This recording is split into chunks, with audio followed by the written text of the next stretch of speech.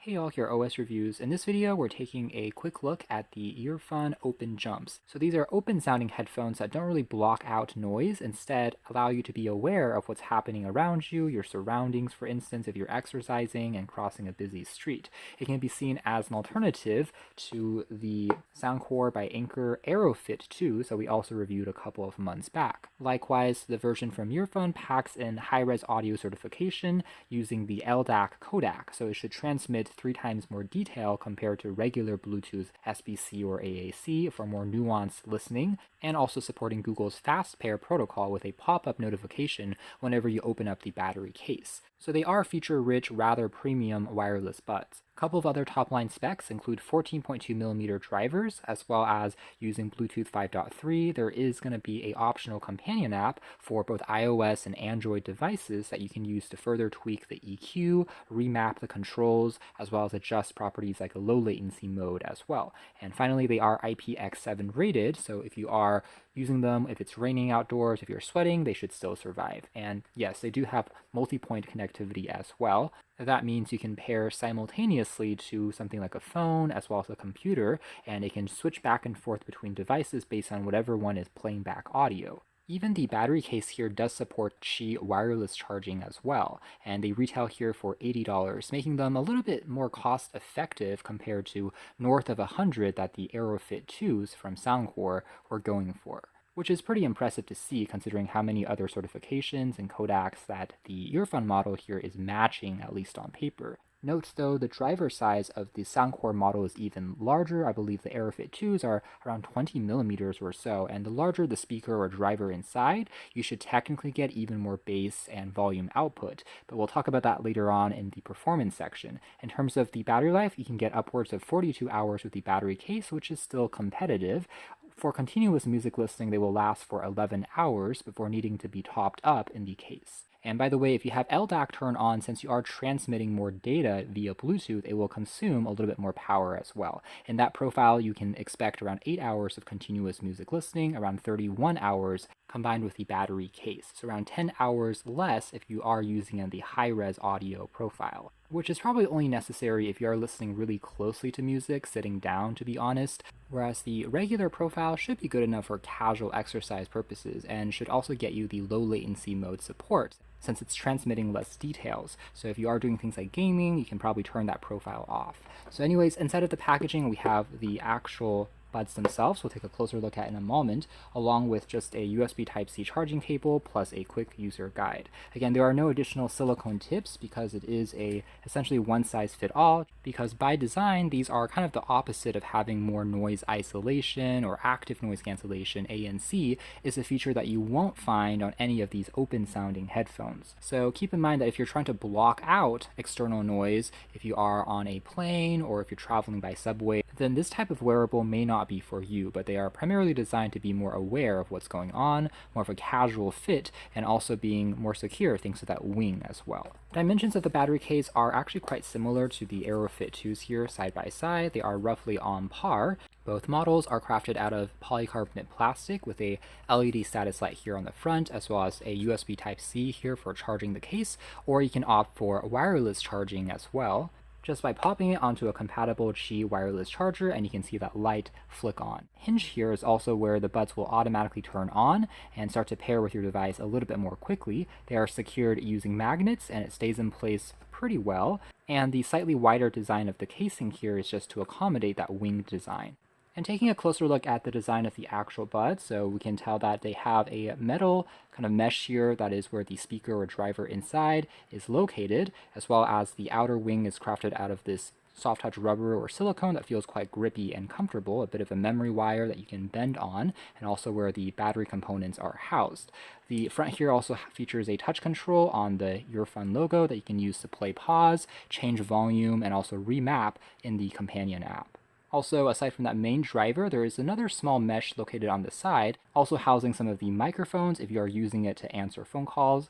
And overall, it's a pretty lightweight and comfortable design, I would say. That being said, we can make the argument that the AeroFit 2 that we were comparing it against is going to be perhaps a little bit more stylish from a design and color scheme perspective. These are a bit more utilitarian, but they're still very comfortable and lightweight, perhaps even more so than the AeroFits because it is technically having a slightly smaller driver. One design difference between the two that I will point out though is on the AeroFits as well as on a model we recently saw from SoundPeats is you have a bit of adjustability to the hinge of the arm here. You can actually bend it forward and back almost like the temples of a pair of glasses, compared to on these are mostly fixed into place, similar to the first generation of the AeroFits. However, in my personal experience, I still found them to be honestly comfortable and ergonomic enough, thanks to that soft touch arm already being rather malleable and flexible, even if it's a little bit less movement compared to on some of the hinge designs on these newer gen models. Taking a closer look at the companion app, again, it supports Google Fast Pair, so once you have the battery door open, you'll see a pop-up notification.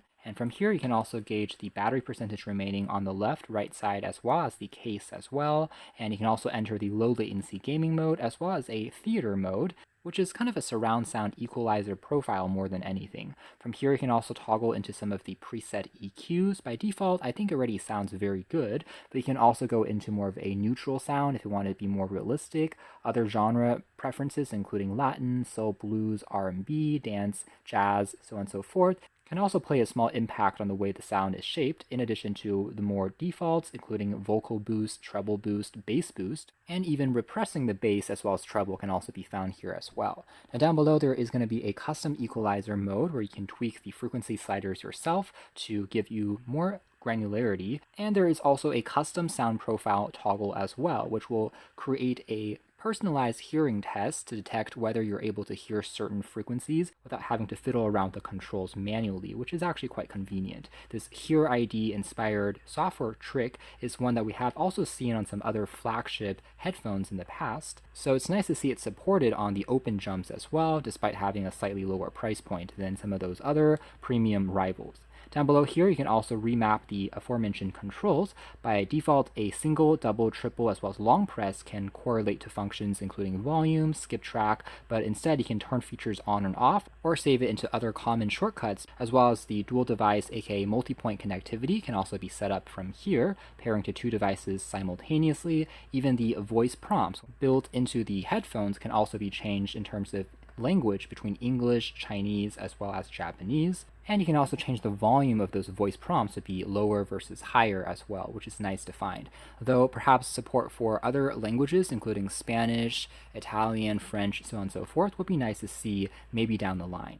Last but not least, there is a Find Headphones function that will play back audio at the maximum volume if you drop them accidentally behind a sofa, for instance, although there is no geotagging per se, and there is a automatic shutdown timer function here as well, so it will go to sleep after X minutes of inactivity to preserve the battery life. So all in all, it is a pretty straightforward app, but we have all of the essentials, including equalizer controls, which are here at a glance. And on the main screen of the app, there's also a Discover tab, which also allows you to play back some nature sounds as well, things like waves or rain, fire, to help you unwind and relax. This is a feature that started to pop up on other wireless headphone apps as well, so it's nice to see Earfun also incorporated onto theirs, even if they aren't necessarily designed for sleeping when lying down per se, but at least you can relax, meditate, do yoga for instance, and find some of those nature tracks from the app here as well. When it comes to performance and audio quality, this is another aspect that I was kind of